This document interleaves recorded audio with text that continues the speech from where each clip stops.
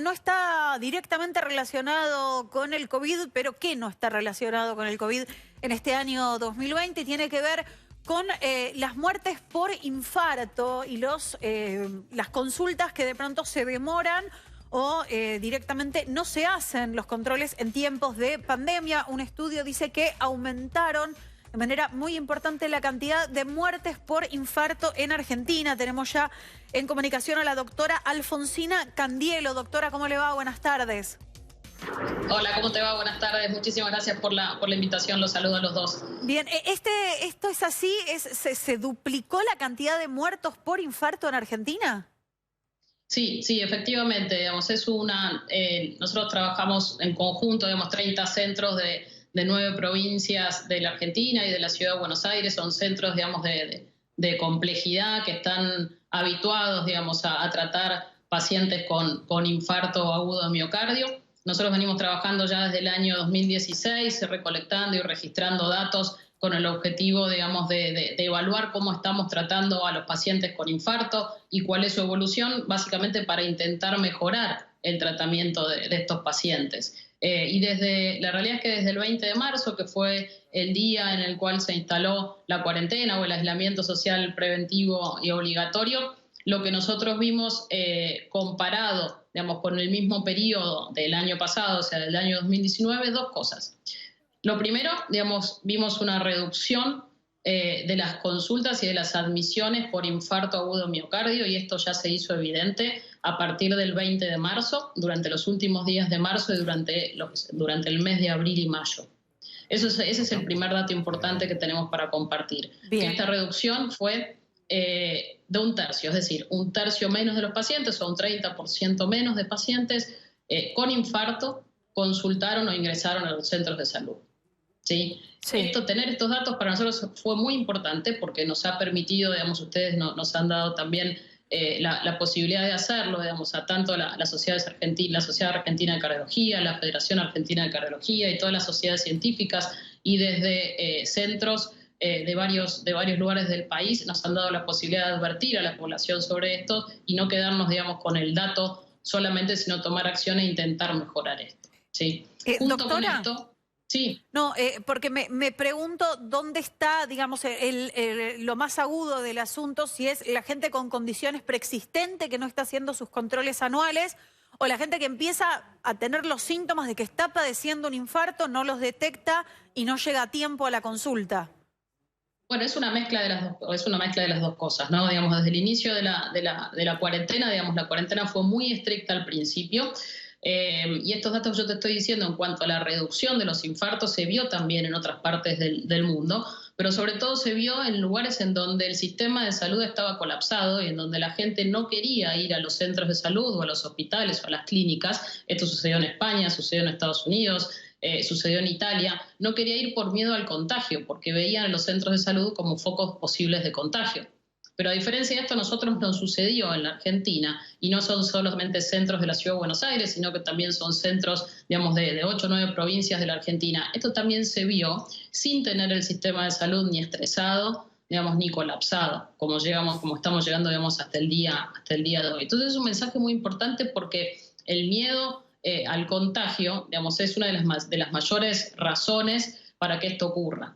Sí, entonces desde lo que nosotros podemos hacer es, desde las sociedades científicas, empezar a alertar a la población acerca de esto y acerca de la importancia de que está perfecto la cuestión de quedarse en casa y de cumplir con la cuarentena y con el aislamiento, que uno tiene que hacer.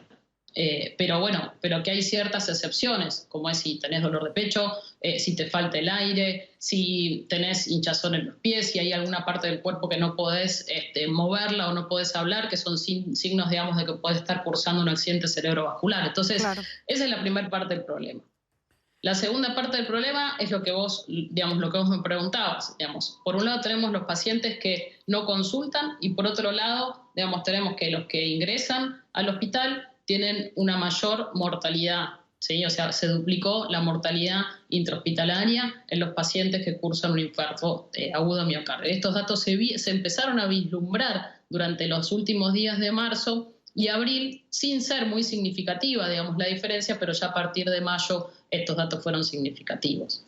Y básicamente esto es porque los pacientes tardan en consultar y porque tenemos datos, digamos, de que llegan con mayor compromiso hemodinámico, o sea, con un infarto más avanzado de lo que veíamos antes. ¿Y esto con qué tiene que ver? ¿Con la propia demora o con que el sistema de salud no está pudiendo llegar a tiempo a ellos?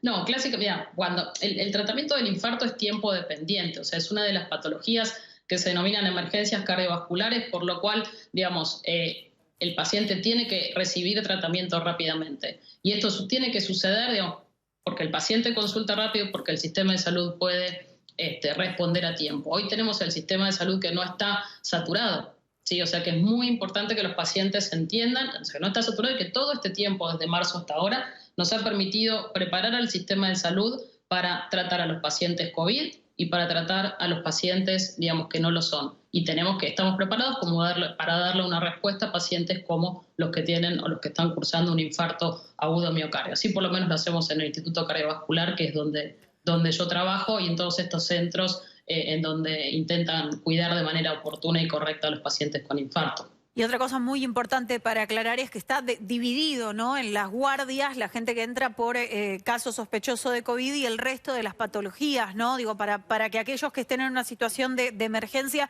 no duden en concurrir. Alfonsina, me pregunto si tiene presente los números. Cuando estamos hablando de una duplicación, es un número muy importante. Sí, mira, durante el mes de abril, la mortalidad del infarto, a ver, lo importante, digamos, de esto es que si uno no trata a los pacientes con infarto, ¿sí?, le estamos limitando el acceso a la salud a los argentinos, ¿sí? ¿Y por qué te digo esto? Porque un infarto no tratado aproximadamente tiene un 30% de mortalidad.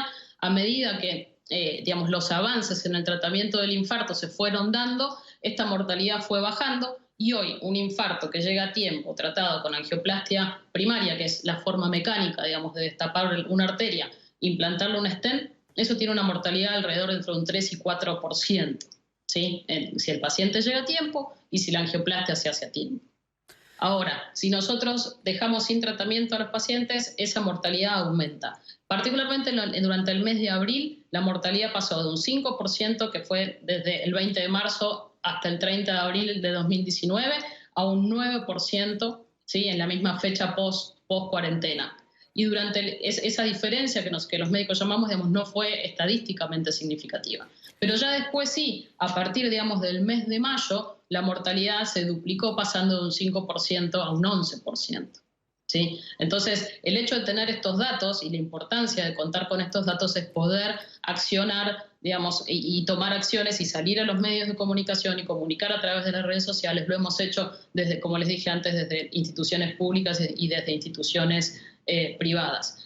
Y la contracara, digamos, de esto es que durante el mes de junio y julio, los infartos volvieron, digamos, a aumentar, casi recuperándose durante el mes de julio, o sea que claramente algunas acciones que hicimos, digamos, pueden o podrían haber funcionado, y la mortalidad está recuperándose, intentando, si bien todavía continúa elevada, digamos, intentando volver hacia las cifras previas. Doctora, sí. ¿Se pudo establecer de qué manera influyó esta situación tan estresante que estamos viviendo desde hace tanto tiempo, que tiene que ver con la crisis económica, la cuarentena, el encierro y demás, en el aumento de números de infarto?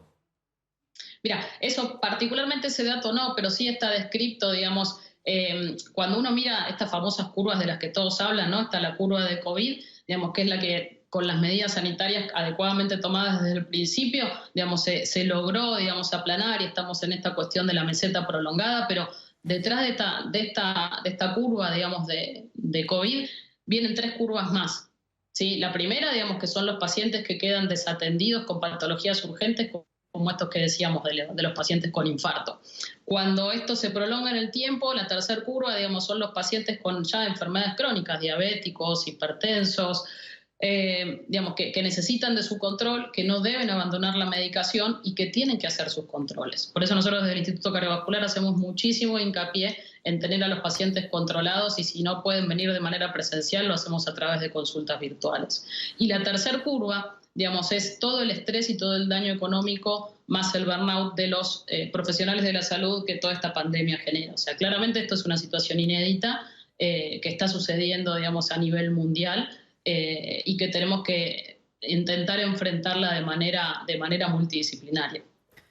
Bien, doctora Alfonsina Candielo, muchísimas gracias por esta comunicación con nosotros y para que prestemos atención y le demos bola a todos los síntomas y a los controles que hay que hacer a pesar de la cuarentena. Muchas gracias, doctora. Muchísimas gracias a ustedes por el espacio. Gracias, buenas tardes.